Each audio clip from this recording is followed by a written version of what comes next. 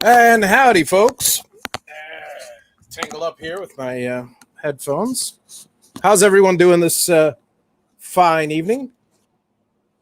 Welcome to Javi Unboxed, the woodworking, CNC, and just about everything show. New on Saturday nights. First, let me give a little roll call out to the folks that are here. Welcome, Troy, Stephen, Leo, Dave, Hitch, Chris, Glenn, Dennis, Gary, and anyone else that has joined in the last minute because my feed is, as always, delayed. So let me share a little of what we're going to be talking about tonight. Basically, it's going to be beginning CNC topics. It's going to be, we're going to, first we'll define what a CNC is for folks that may be watching that have absolutely no idea, but have heard the name quite often. Then we're going to talk about a few tips, a few things, a few necessities that a beginning CNCer should have, cutters, clamps, things like that, and the basics of getting started. Welcome, Marcello. Welcome, Bobby. And, let's roll on in with the first topic, which is, what is a CNC? For those of you who do not have a CNC or have never or do not know what a CNC is, but have heard the term over and over and over, in its most basic form, it's a robot. It's a robot that the most common CNC is one that operates in 2 or 3 dimensions, XY or XY and Z. A printer is a good example of a CNC, but it's just a printer. A printer, the head travels left and right. That's your X. The paper travels forward and back. That's your Y. And the head will travel down slightly to print. Some of them are fixed. Some of them are not. So some of them have a Y component. A Z component, up and down. So vinyl cutter. There's another example of a CNC machine. A CNC vinyl cutter or a plotter. It's the same exact machine. Will take either, in the case of a vinyl cutter, it'll take a little tiny blade. In the case of a plotter, it'll take a little tiny felt tip marker. And again, You got the left and right, the X. You got the forward and back, moving the paper forward and back, or the vinyl forward and back. And you got the up and down motion, putting the pen down or putting the cutter down to the proper cutting depth to get the effect you wanted. Now, what we do in the woodworking world is a little bit more intricate, because a little bit it's the same basic thing, but think of it again like a robot that holds a router. For those of you who don't know what a router is, think of a drill, but that cuts sideways rather than just drilling drill bits. All right, so that's enough for the beginning, people. So now you get an idea of what a CNC machine is. CNC stands for Computer Numerical Control, which basically means the computer is sending a bunch of numbers to a controller, and the controller moves a few motors to move the end unit. And there's your CNC in a nutshell. What can you do with it? That depends on your imagination. The possibilities are endless. You could, let's see if I have one. Here we go. You could cut parts from it, for instance. You could have this and repetitive parts, the exact same part over and over and over. And by cutting a bunch of flat parts, you can glue them together to make a three-dimensional part. Likewise, you can create signs of all different sorts. You can create three-dimensional images, say a raised eagle, and the more complex CNCs, which we won't get into on this show, but the more complex ones that are more robot than anything else, like in the car industry or in the milling industry, will cut in 4 or 5 or 6 axes. So you have your left and right, you have your forward and backward, you have your up and down. Well, the 5th axis, in no particular order, the next axis, you actually can, instead of the machine being fixed left, right, forward, backward, and up and down, this will rotate this way. And then another one will rotate it this way. And another one will rotate it possibly this way, which means that now at this point you can go over here and, if you can add arms, you can, all types of complexities. So enough of that. For those of you in our woodworking community that have either purchased a CNC recently, built a CNC recently, or want to build a CNC because they want to make some cool projects with it, let me share a few little tips. If you've just bought your CNC and you're wondering what should I do next, well, there's a few things. Or if you just bought a CNC out of the box, first thing you should do is get yourself a good set of cutters. They're all different types. Mark Lindsay has a channel where he recommends a specific set of cutters. I believe on Dave Gatton's channel, davegatton.com, you will see one of the links is to a kit of a bunch of beginning cutters. An end mill is almost a necessity. It is a necessity. So a 1/4-inch end mill is pretty much the standard that most people use. A ball nose, if you want to go into the more advanced stuff. And let me say good evening to, let's see who else has dropped in here. Kevin, Robert, and Big D. Good to see y'all. Good to see y'all here. So something like okay, so let's get into how these things cut. You have an end mill. An end mill is easy. An end mill is basically a cylindrical cutter.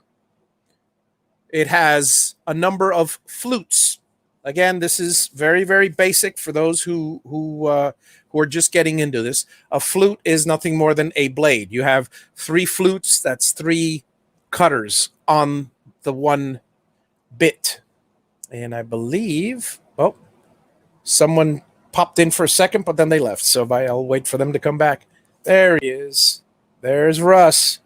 Welcome aboard, Russ. Hello, folks. So you have your basic cutter, and something like this. If you want to cut out parts, then an end mill is what you're looking at. It's nothing more than a cylinder. 2 flute is standard, one on each end, and you can use it to cut. Maybe not all in one pass, but you can cut it in layers until you cut through a piece and you have a shape like this. You can also use it to cut pockets, which is basically you cut a shape inside the piece, but it doesn't go all the way through. All right, so there's an end mill. Now, to get a little fancier, one of the other things that most beginners get is a V-bit. And the reason why you should get a V-bit is because one of the most simple things to do with Vectric software is creating signs, creating a simple signs. All you have to do is just type in some text, click on V-carve with the Vectric software. We'll talk about that in a second. And there you go. You're up and running. You're cutting signs. It's also good for chamfering. So let's say, for instance, I wanted to cut a frame out, a square, maybe with some curved corners. And you're already familiar with the software. I know I'm jumping ahead in some places. And you want to chamfer it, which basically means bevel it. And if you don't know what bevel or chamfer is, then, well, Google it. So basically, you would run the same exact path rather than cutting on the outside. Before you cut the piece off, you put on the profile the actual chamfering bit. You run it right in the center of the cut for a specific depth, and then there you go. And one side of the V groove will, the other one we don't care. One side will cut the that little 45 degree or 60 degree or 90 degree angle, and you're all set. By the way, a 90 degree V-bit, just so you're aware, is 90 degrees total, which means it'll cut a 45 degree chamfer. And same thing goes for a 60 cutting a 30 and a 45 cutting a 22 and a half. And let's see. And good evening, Rob. Good to see you from Arizona. And a lot drier than it's going to be the next couple of days over here. I'm in Florida, and I'm about to get hit with a one heck of a little storm here. Oh, that thing ain't gonna do much of anything. I know, not around me anyway. Not around where you are, yeah. No. So folks, get yourself a good set of bits. Another good bit to use is, of course, your roundover bit. But the roundover, there's 2 reasons you would want a roundover bit. One is, a lot of times what I like to do personally is I like to create bowls. And so I'll create a pocket in the middle, but I don't like the sharp edges on the side, especially if it's a candy dish. I don't want stuff getting caught in the corners. I always use either a bowl bit, which is nothing more than a wide roundover bit. It's got a little flat section in the middle, or I actually use an end mill, and then but when I get to the corners, I use a roundover. So the edges on the bottom are rounded on the bottom of the bowl. Well, so there's your bits, your basic bits. Let's see. Did I miss any of the basics, Russ? I didn't catch it all. I got end mill, V bit, and roundover is basically all I hit upon. Well, you got your excuse me, you got your tapered stuff if you want to get fancier, but basic is basic is pretty much those. Now the second thing that you guys should helps the Bang Brew grow. I love Glenn with his comment here. The rain. So The second thing that you should concentrate on is your clamping system. Some ready-made machines come with a clamping system. Some don't. All they do is a plain spoil board, and you have to put it in. Something as simple and basic as cutting in a 1/2 inch deep by 3/4 inch groove every so often and screwing down some T-track, and you're all set. It's that simple. Then you can get a little more elaborate, but we won't cover that on the show. But basically, think of, and there's other ways to clamp stuff, like you could drill holes and put in insert nuts from the bottom. So if you want specific, say 1/4-20 clamping positions.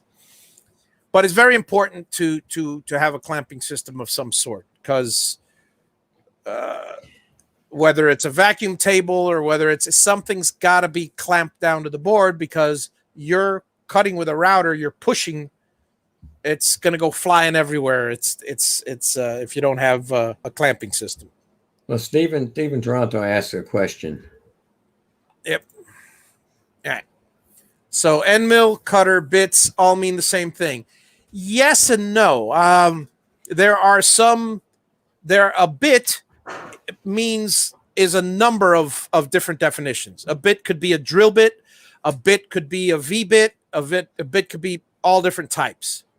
Cutter it depends on which industry you use it, because a cutter, if you were talking in when I was working in the engraving industry, a cutter is a specifically small, thinner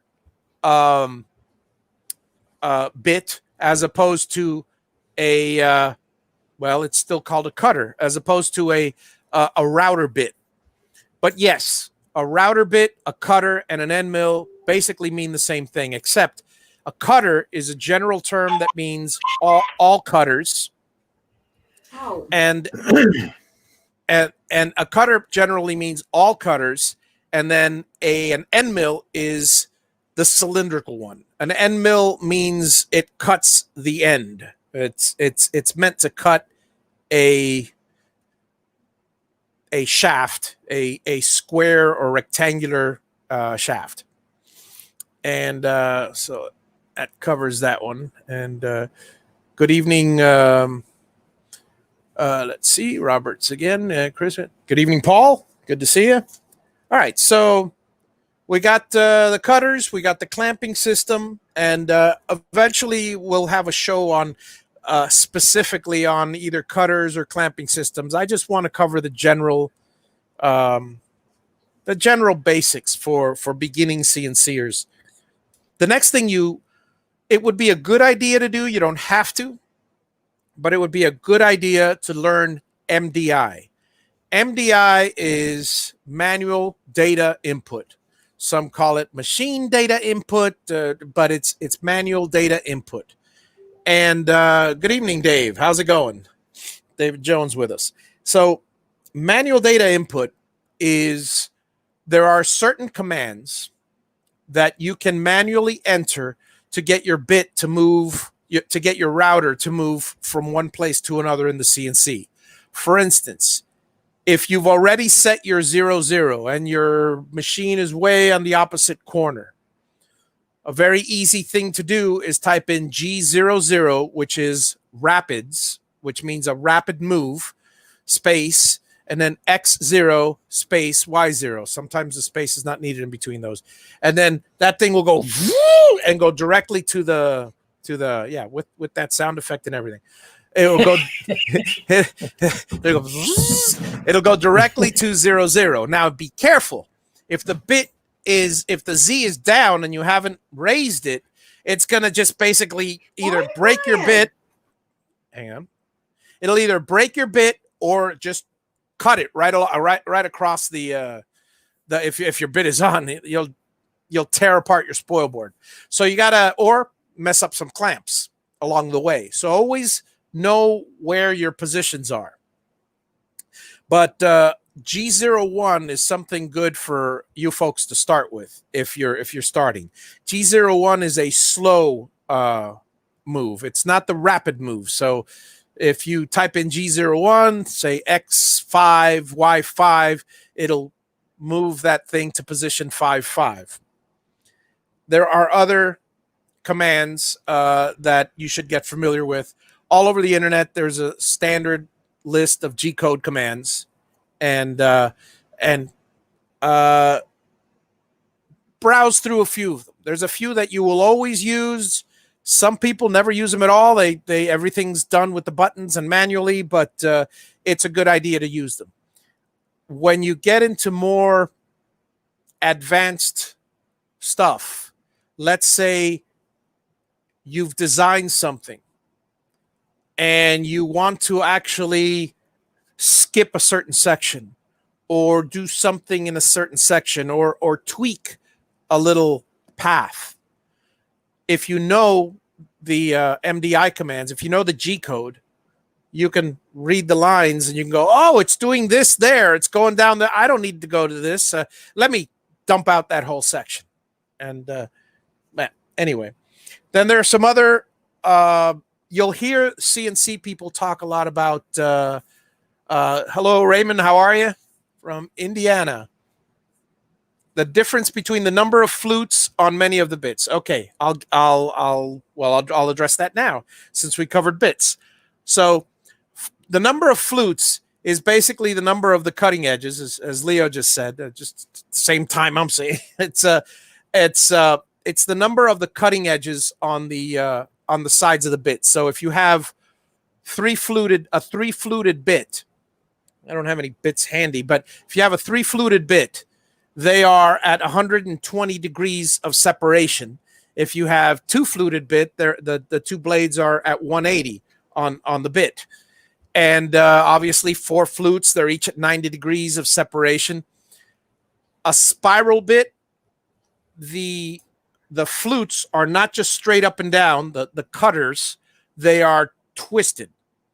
If it's an upcut spiral, they are twisted in a way that when the router will move in a clockwise direction, so the flute will actually be curved, pulling the debris upwards. A downcut is twisted the opposite way, so as it's cutting, it'll be shoving down the debris. Which the advantage to that is if you're cutting, like for instance, I'll go right back to my little example here. This has a very, very clean edge on both sides. It's got a clean edge on this side and it's got a clean edge on this side. Why? Because I use one of 2 things, either a compression bit or upcut and downcut.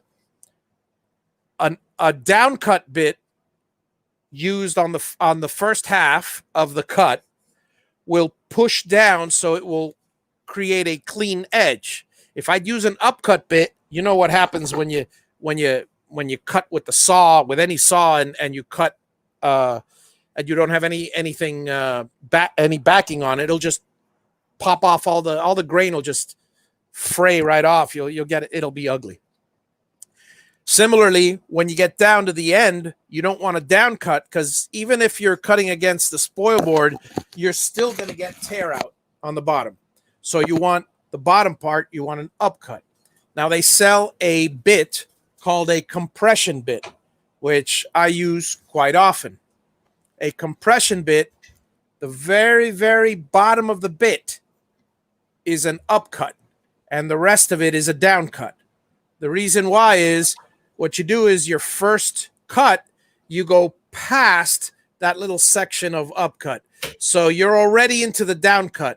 So already you're cutting this part here is being shaved down. By the time you get to the bottom, numerous passes, this part you're just cutting with the tip, which is doing an upcut. So it produces the same effect. And let's see. And now, hey, Earl, how's it going? Now, as far as the number of bits, it all depends on what you're cutting. It's just like with saw blades, and like a panel saw blade, you've got a lot more little bits to cut fine, to cut paneling. Whereas you got a rip saw and you've got, maybe 20 blades, and that thing it'll tear through real fast. Similarly, that happens with a router. You'll tear through something a lot faster with less bits. Not always, but most of the time. But then again, it won't be as nice a cut. Of course, you can control the speed, the feeds and speed, which is another topic we'll get to. So here we go. A couple of definitions that you'll hear a lot of CNCers say. Well, DRO is the big one. Everybody will go, oh, look at your DRO, look at your DRO, look at your DRO. And I remember the first week that I was into CNCing, everybody saying DRO, and I go, oh, what the heck is DRO? And now I'll leave you in suspense as I drink my Diet Coke.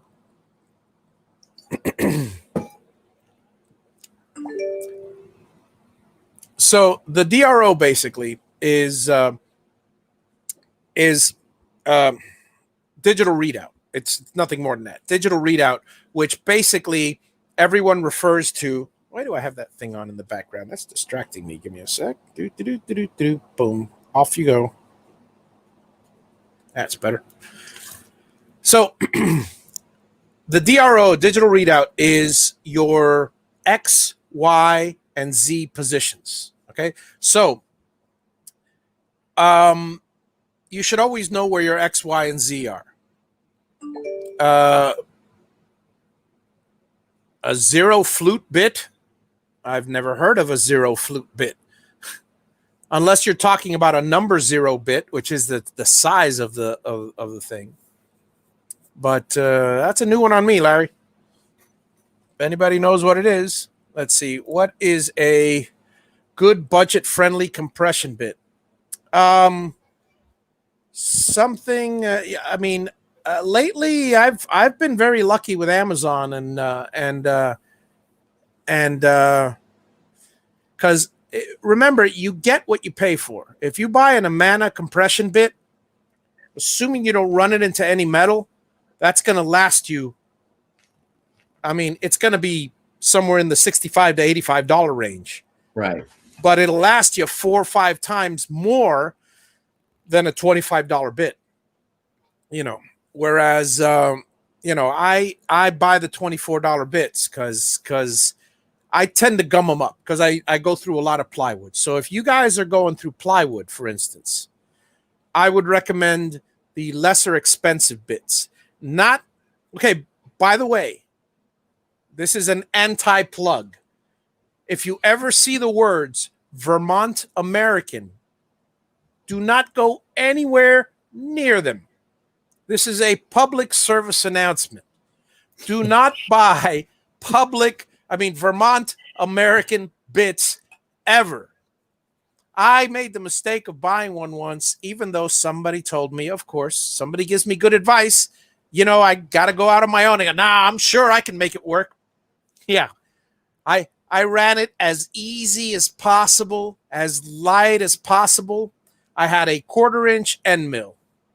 It got through, I would say, a total of about, it was a 1/4-inch deep pass and probably about maybe 12 to 18 inches of cutting before it started fraying.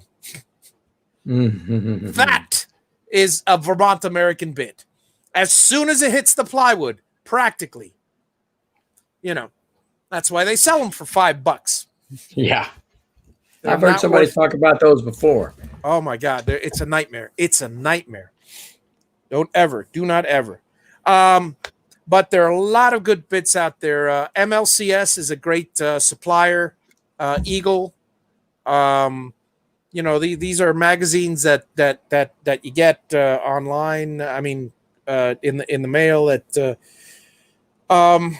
and again, you know, I hate to say it, Amazon is what I do.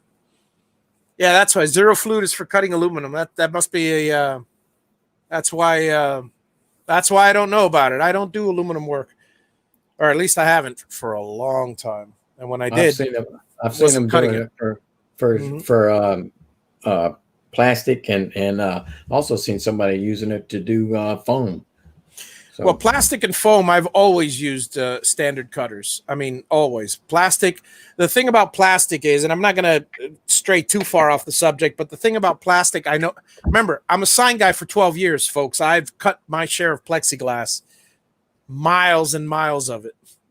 And the thing about plastic is, and I'll get to this question in a second, Troy. Yeah. The thing about plastic is that you have to have the right speed, the right feed and speed. It's that simple. If the bit gets hot or it melts the plastic, and it also depends on the type of plastic as well. It melts the plastic, it gums up the bit, and it's not going to harm your bit. Later you could just just clean it off. But while it's running, you're not cutting anymore. You're just basically buffing the plastic with more plastic. So you can get a really dull scratch on it. You'll get a lousy finish. I've seen sometimes where I go from a crisp cut to a big gouge because it's just moving a big ball of plastic. You know, that's not good. But does the glue and plywood leave grooves in the flutes like they do if you use your joiner to smooth edges on plywood? Okay. If you smooth the I gotta sneeze. Let's see if it goes Gotta away. let that out, man. Gotta let it out. Yep. Well, depending on the plywood, most of the time when you use the joiner to smooth the edges on plywood, it also depends on your joiner. Some joiners are very, very, the blades are very, very tender and very, very sharp, but they're very, very thin, so they're susceptible to the glue. It doesn't do it with router bits are a lot harder than planer bits. I mean, than planer blades. Planer blades are they're practically just one notch above a razor blade. I mean, it's thin. I mean, which is why in most cases, if you have well, let's put it this way. If you have a perfect example is if you have a brad nail made out of aluminum, you'll instantly make a groove in a planer blade, but the router bit will slice right through it. Yeah. So there is a difference. Now, as far as the glue, again, this all goes back down to knowing your feeds and speeds. There are ways to cut aluminum. There are ways to cut wood. There are ways to cut plywood. There are ways to cut plastic. And in all the cases, they're all different speeds, and you have to go through every one, and you may gum up a couple bits before you learn, but you have to keep it cool. With aluminum, it's easy. You put oil on it, and you know, and you've got a wider variety of a wider range that you can go with. With plywood, if you take shallow cuts faster, you're always better off. Always better off.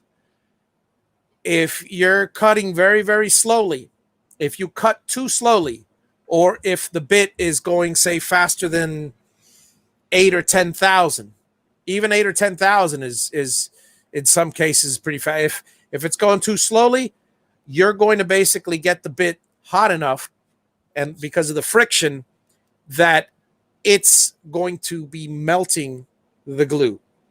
Mm-hmm. The glue will be adhering to the bit, and that's when you sometimes see a bit that almost looks burned out, but it's not really. It's gummed up with a bunch of pitch, you know.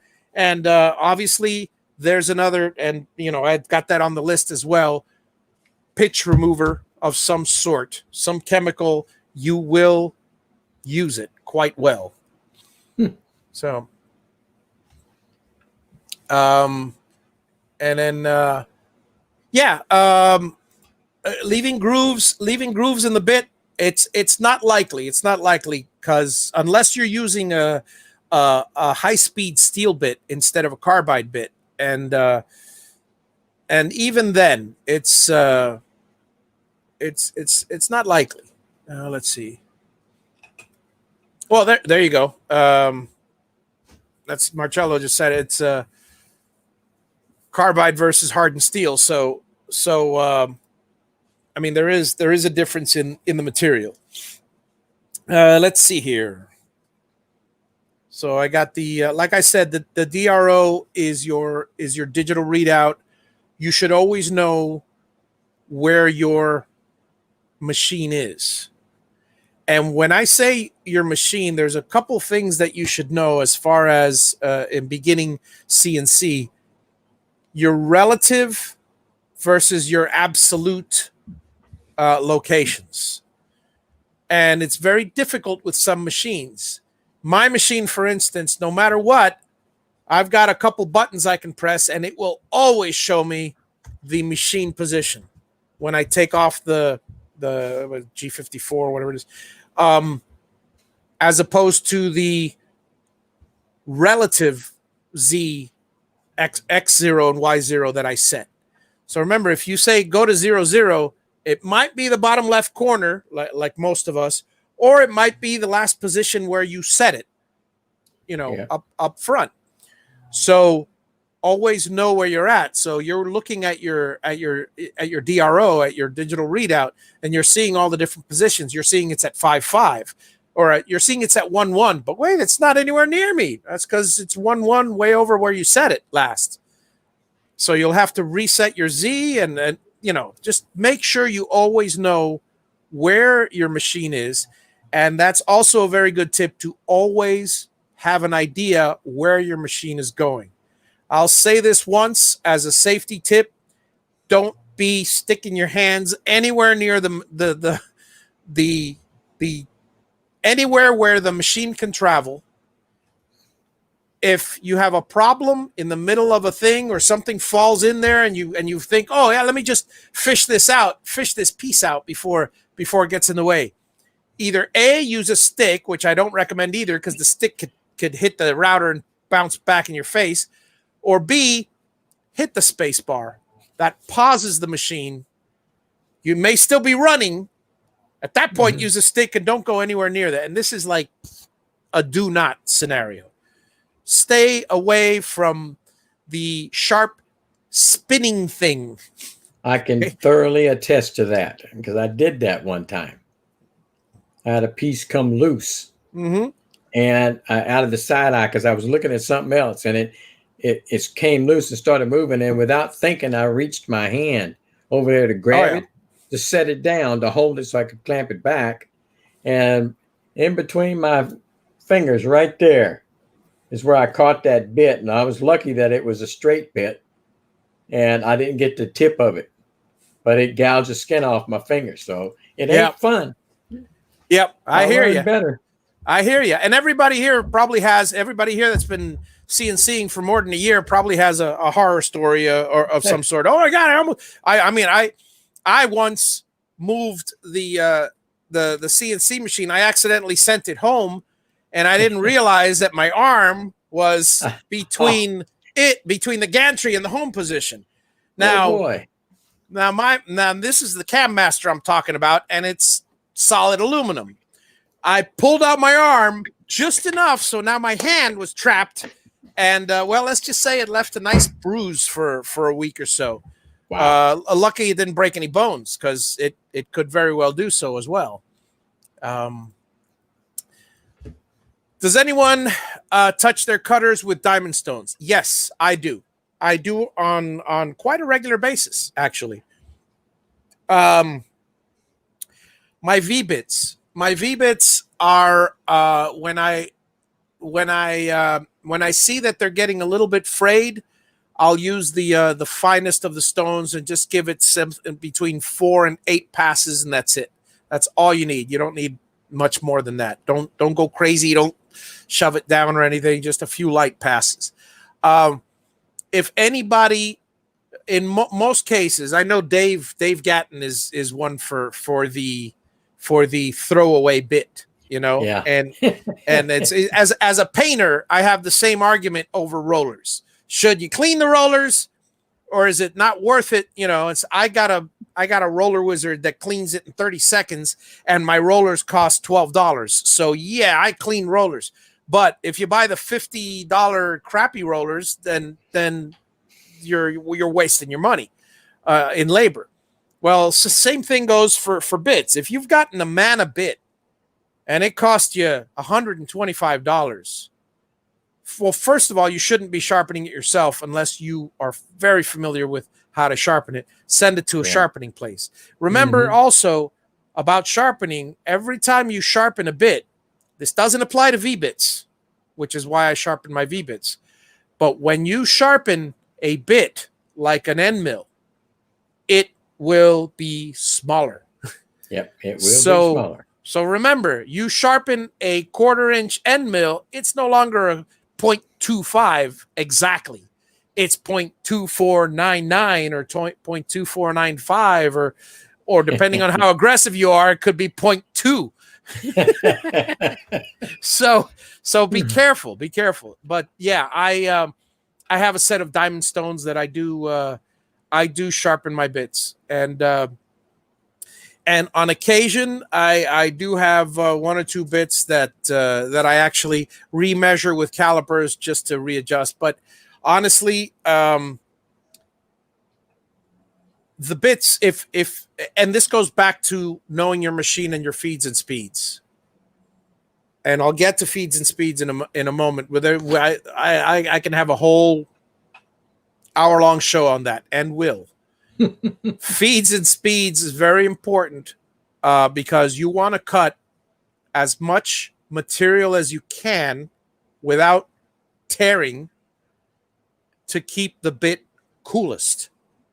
As much material as you can will take the heat off the bit, but at the same time, the more material you cut, the more friction there is. So there is a balance. And there's a few things that I used to do, and I'll share this real quickly. One of the first things I did when I got my CNC is created a bunch of fluted patterns going down and then back up again at different speeds with the same bit on different materials. Like I did one for oak, I did one for laminate wood, I did one for plywood. So I would see if it would fray the edges if I'm going too fast, if it would. And also another test that I did was I'd cut a specific spiral into the thing at different depths, and I'd feel the bit. And be careful when you feel the bit, because if it happens to be burning hot, you'll burn your hand. But most cases, you could probably feel the bit after you shut it off. I was going to say, please turn it off first. Please turn it off first, and then and then feel your bit.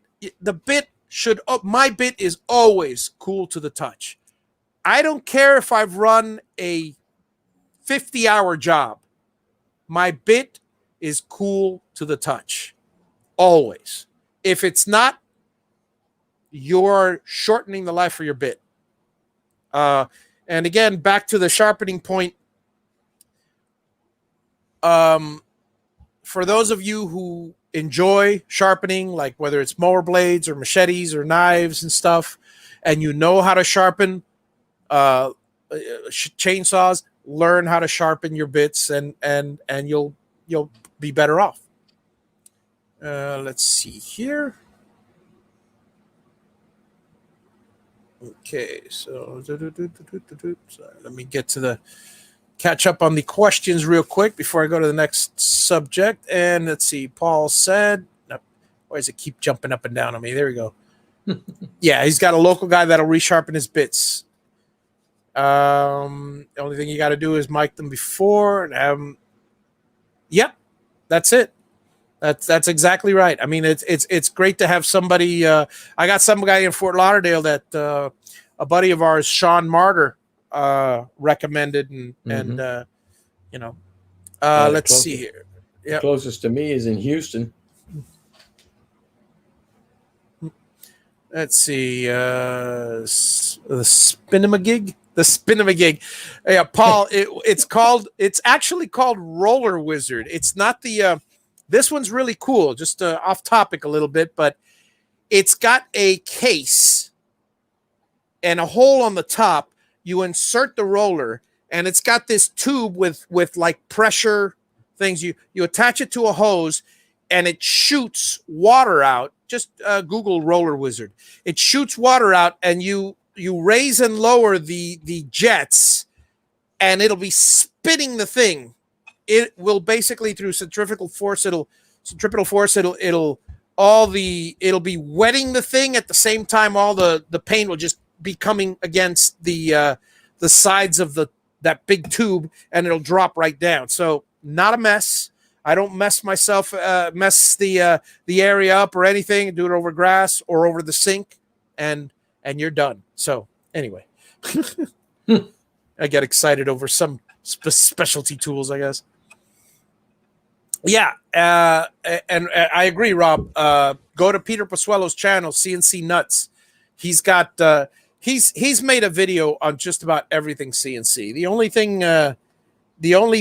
Let's put it this way: you could learn everything soup to nuts about a CNC just by going on his channel. The problem is there are so many videos that, I mean, you could fall into that rabbit hole for months at a time.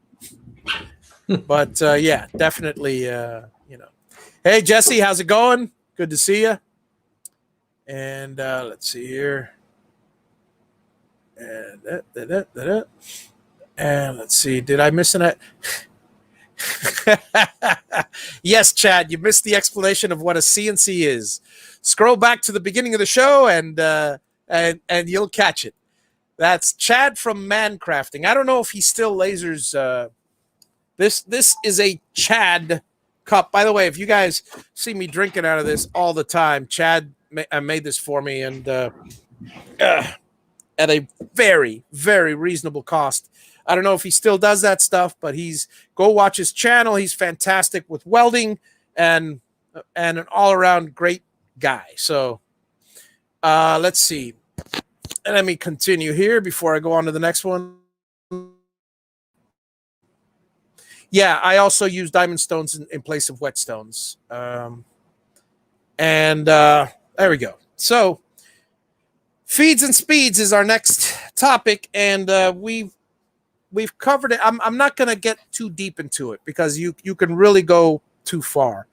One thing I will say is if you're a beginning CNCer, this is my only tip, and please take it to heart.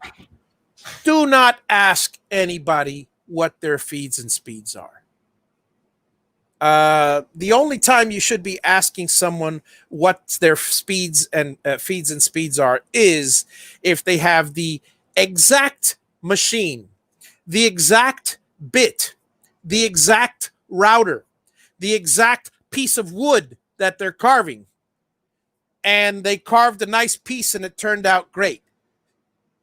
If all those things happen, which obviously they're not going to have the exact piece of wood. So again, I go back to don't ask. Most people, I mean, some people will give you their advice. Let's put it this way. Anybody that knows about feeds and speeds are going to tell you you're barking up the wrong tree by asking me. It's all about testing it yourself, because that's something that you have to go through, because every machine is different. Yeah. I see that question a lot. And anyone that answers that question, I'll be very, very blunt. They're leading you astray. It's that simple. No, you got to use it. I mean, the best advice I've ever given anyone has not been good advice, which is start at between 80 and 120 inches per minute and a 1/4 inch depth of cut. Okay. What size bit are you using? Are you using a 1 3/4 inch surfacing bit? If you do, you're about to smoke it out at 1/8 of an inch cut, because the bit is that big. If you're using an 1/8 inch bit, you might snap the bit. A 1/4 inch bit, that's a reasonable feed and speed for it. But again, it goes back to what I said earlier. you will burn. Plywood will gum up your bit with the heat. It's all about testing your speeds and testing your feeds. Some people like to go really, really fast, and they tend to go really, really fast, and then they wonder why after the third or fourth cut they're fraying. Well, because you went really, really fast with a brand spanking new sharpened bit, and since you went so fast, you've dulled it real quickly, and now, you know. And then some people just, I'll just turn up the speed if it's duller. You know, that might work for a little while, but the more you turn it up, the faster it'll get duller. So anyway, feeds and speeds is a individual dialing in point that you have to test for what you do. I know exactly what my maximum feeds and speeds are for cutting controller boxes. They come out really nice. They come out perfect. Not always. Some plywood has some defects. It frays. Some plywood has little, the top lamination isn't completely glued. So it pops. Same feeds and speeds I've used on everything, and I always back it down a bit because never go to the maximum. Give it a little safety margin. But anyway, let's see. Z height. You should always be aware of your Z height. I recommend a touch probe, but for those of you, you can watch Mark Lindsay's video. If you're brand spanking new, always set your Z. Always know what your Z is. The Mark Lindsay's got a number of videos on setting the Z height, knowing whether you're at the top of the table or at the bottom of the table. Okay, so for those of you who are not exactly following, in Vectric, you can set the machine where you can either start at the top of the surface or at the top of the table, your spoil board, which is the bottom of the surface. So if that's the case, be very careful. I know you guys will make the mistake at least once. Everybody has. Oh, everybody who switches like me has. If you set it to the top of the material, the Z height, and you're saying, okay, this is 1/2 inch material, I'm going to cut down 1/2 inch. And I've measured it with a caliper, and it's exactly 1/2 inch, not 0.48, so I don't ruin my spoil board. So then I measured I zeroed it here. I'm cutting down to 1/2 inch. So I'm cutting out my material. Great, wonderful. I accidentally set my Z 0 on my spoil board. Guess what it's going to do now? If it doesn't give you an error, it's going to start and go right through your material, through 1/2 inch of the spoil board. Wow. And you'll be lucky if you don't break a bit. Everybody's had that wonderful experience. And then the other one is the better option, which is if you set it to your spoil board and you accidentally set it to your spoil board in Vectric. You say, this is where I'm going to cut from the spoil board. And then your material's up here, and you accidentally set Z up here. Well, now it's going to start cutting way up here in the air. You're wondering, why is it cutting in the air? Well, you didn't set your Z height. So Z height is a very big thing with cutting. Aside from X and Y, I'm not even going to get started on that. X, Y, Z, always have those set at the beginning of a job. That's a newbie error. I'm not going to talk much about it, because once it happens once or twice, you're going to go, what happened? And then you're going to figure it out, and you're never going to do it again. Well, never say never. One of the tips I have for the newbies is start out with cheap wood. whether it's MDF or scrap that you have, always keep a metal detector on hand, and always keep clear. Always know that you're going to keep clear of the clamps. More on that in a second. Start out with cheap wood, because let's say you're going to, I mean, I'm sure that Russ, when he's creating an incredible eagle pattern for the first time, he's not going to use a slab of $150 mahogany, before he even knows, tries it out on MDF or something, before he even knows that it's going to cut correctly. That's the case, buddy. So definitely, start out with the cheap stuff, and then, get into that. Now, as far as your clamps, know your paths.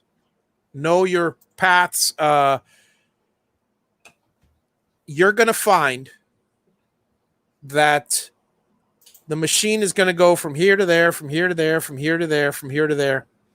The best thing you could possibly do is have low-rise clamps made of wood or aluminum that are way out of the way at the edges of the table, nowhere near your work surface. Some people, because they have to, let's say they're working on a plywood that's a donut, and they have to clamp the middle on the inside, and they're doing this curve on it, like Mr. Donut, or whatever. Well, when it goes from one letter to another, remember that you have a clamp in the middle. So when it crosses from one side to the other, either make sure your Z height, your clearance, is high enough that it goes over the clamp, or make sure the path is not going through the clamp. You will experience this. I guarantee you, you will cut a clamp, or cut a knob, or cut a piece of aluminum. I mean, the longer you CNC, the more half clamps you have. And last but not least, for the newbies, you graduate or learn the CAD/CAM software. I mean, it's if you're brand spanking new to CNC, just like 3D printing, you can just get files from people. You can always get G code. But obviously the fun of it is creating something personalized and custom yourself. You don't want to spend all day going, "Hey, Russ, send me that eagle pattern you got." "Oh, yeah, that's great. Oh, now I'm making 100 eagle patterns." I didn't create a single thing. All I did was just duplicate a bunch of stuff. Mm-hmm. That's great. That's wonderful. But learn the software. Now, if you want to get really, really fancy into the 3D stuff, then obviously, watch some of Mark Lindsay's stuff. Watch Spindle TV.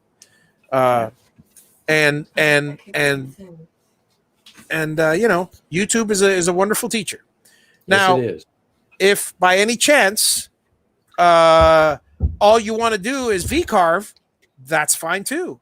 There's tons of people who all they do is V-carve on stuff and cut out shapes with end mills. The only two bits that they have is a 60-degree V-bit and an end mill. Nothing wrong with that. You can cut out a lot of stuff, and you can just crank it out and make it all day and make your family happy because, oh, look, they did woodworking and stuff. And then, of course, last but not least, after you learn all the, oh, by the way, the Vectric tutorials are fantastic on their site. Mark Lindsay also, I mean, if you've got the time, because if you're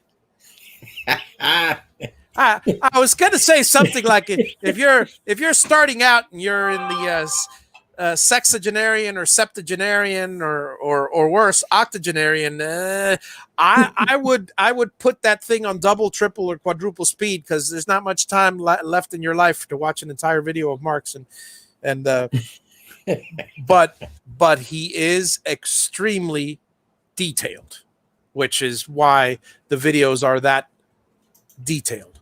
And again, once you learn it, it's yours. Oh, so So practice and practice and practice. And I guess that's pretty much all we have for today. We're coming up on the 9 o'clock hour.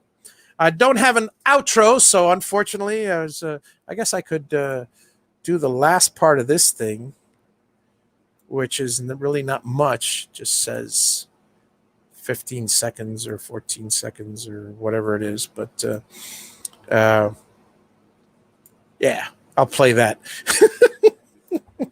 But anyway, so folks, thank you all for coming by. Welcome to our first show. And again, I wasn't really too prepared. So this is, like I said, it's a beginning CNCer show.